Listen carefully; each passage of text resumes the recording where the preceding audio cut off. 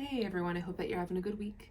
I was trying to think of what to talk about because I'm also I'll be honest with you, I'm sick of talking about eclipse energy, but we're going to be stuck in it for quite some time, for a couple months at least, and we're still in retrograde.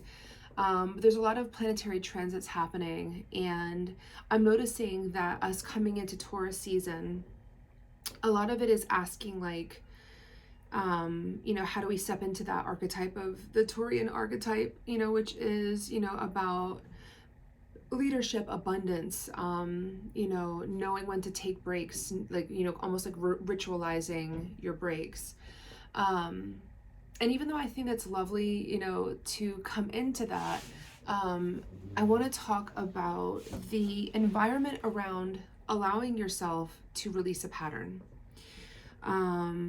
I've been in conversation with multiple people this week around knowing that you're in a pattern, knowing that it's something that you're experiencing or going through, but it's about having the humanity and the self-love and the relationship with spirit or whatever that is to you, having enough of that to let it go, to release the pattern. I was talking to a friend this morning about cord cutting, and I'm laughing because there have been energies and people that I've tried to cord cut from in the past. And there was one ex in particular, who I'm sure will come to mind as soon as everyone listens to this. But there's this one person that had been in my life for an ether of 3 years, and I couldn't let him go. And I did 8 cord cuttings around it, and finally it was just one day I just felt the release, and it was when I wasn't thinking about it. It was when I was concentrating on minding my own business, living my life, healing, redefining love. And I was telling a friend about this because my friend experienced the same thing where, she was separated from a partner and, soul tied to this person. And she was explaining how one day when she was literally in yoga and she was doing a move, and all of a sudden she felt that soul leave her energy, just kind of depart. And it was very emotional because she didn't realize how much she'd been holding on to that energy, his energy, her ex's energy, for so long. I think that sometimes cord cutting and release happens when we're no longer concentrating on being so obsessed with that energy, or wondering what they're doing out there, or even pondering why we encountered each other. But it's just a simple gratitude, release, and allowance into that. Releasing and cord cutting doesn't have to be necessarily with a person as well. It can also be with an energy or an identity, or it could even be a family member or a toxic dynamic, a toxic relationship. Sometimes it could even be our own toxic behaviors that we're releasing. And I think it's really important to navigate that, because sometimes we can be so self-protective. Say for example, if you have a really toxic childhood and you're not really allowed to be emotionally vulnerable, and I'm not speaking this for myself, this is actually I'm just saying it hypothetically. My parents let me cry plenty, clearly, because I can still comfortably cry. But if you're not allowed to be in your vulnerable expression when you're a kid, then you will go in and you will shelter yourself. You will put that little crab shell over yourself, that little turtle shell, and you protect yourself from it. And before you know it, you're not able to emote the way that other people naturally do. So you stop being able to cry. Therefore, you stop being able to feel something for somebody else, have that kind of empathy for somebody else. Or sometimes you go in the opposite direction, where you're so concentrating on what other people are doing, how they're healing, how they're evolving, that you lose touch with yourself. And so my reading today, I wanted it to be about, as we are in the time of eclipse and major shifts, and all of your core values, all of your core wounds are being triggered to see, are you going to do the same thing? Are you going to react the same way? Are you going to evolve? Are you going to ascend? Are you going to break the pattern, so you don't have to do it in the next life? I think one of those patterns that I want to call to the table is the one around self-forgiveness and self-love, so that you can release, so that you can let go of those other toxic traits or toxic people, or whatever behaviors that you're holding on to so hard. And it's around that micro action is what I'm talking about, is about like the first admission or the first letting in of self-love, of self-trust, of knowledge, of all of those things, so that the rest of it comes out and flows. And so just in working with the runes, current energy is Raido. Raido is journey. It's the letter R.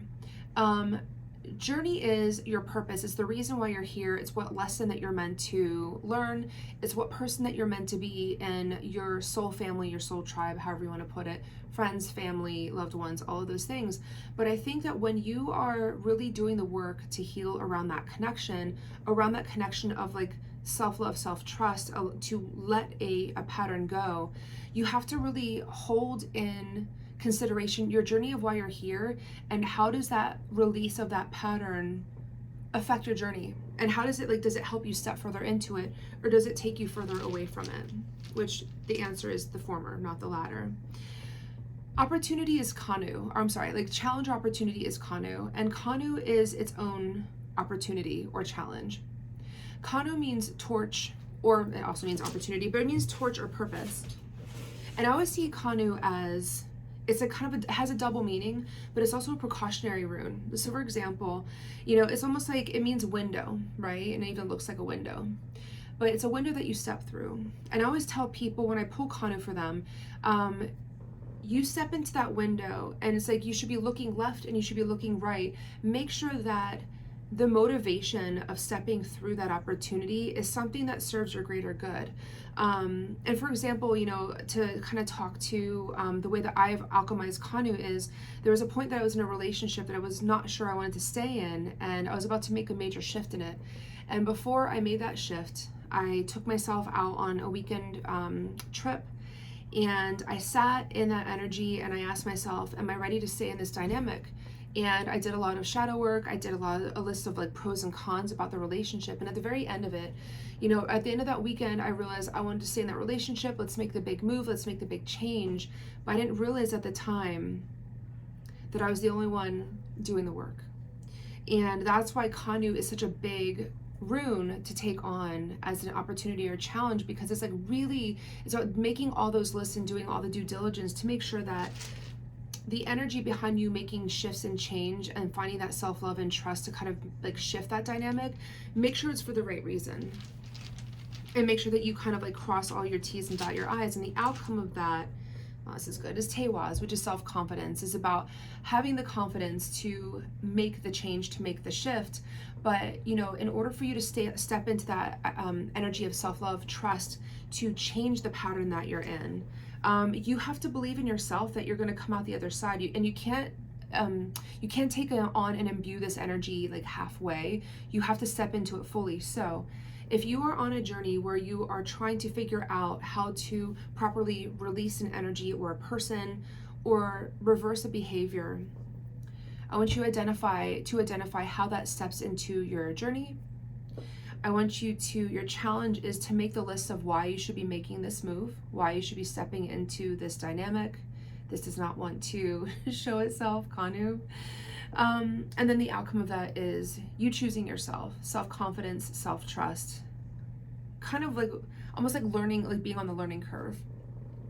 But like I said, step into, it's like, as much as I'm talking about the eclipse, just remember that all of the challenges and the tests that you're feeling that are coming your way, or that you're seeing other people go through, know that it's all designed to help you step into your power in a really authentic way. And how are you going to do that? Make sure that you do all your homework before you step into that.